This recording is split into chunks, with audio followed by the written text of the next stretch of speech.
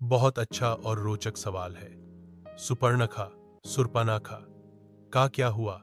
रावण वध के बाद रामायण में सुपर्णखा रावण की बहन थी और उसी की वजह से राम रावण युद्ध की शुरुआत मानी जाती है, क्योंकि वह लक्ष्मण द्वारा अपमानित और नाक कान कटवाने के बाद रावण को सीता हरण के लिए उकसाती है।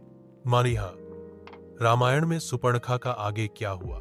वाल्मीकि रामायण में रावण वध के बाद सुपर्णखा का क्या हुआ, इसका स्पष्ट वर्णन नहीं है।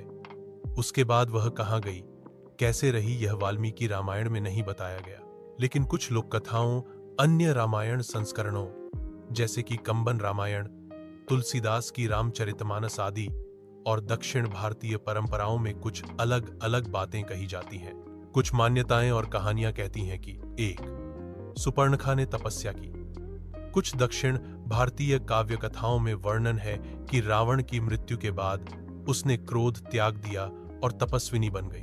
वह हिमालय या किसी वन में तपस्या करने चली गई। 2. उसने राक्षसी जीवन त्याग दिया। रावण और लंका के पतन के बाद उसने राक्षसी जीवन त्याग दिया और कहीं गुमनाम जीवन बिताया। 3. कुछ लोक कथाओं में यह भी कहा जाता है कि वह बदला लेने की सोचती रही, लेकिन राम के बल और धर्म को देखकर अंततः शांत हो गई। निष्कर्ष, वाल्मीकि रामायण में सुपर्णखा के अंतिम जीवन या रावण के वध के बाद उसके जीवन की कोई जानकारी नहीं मिलती।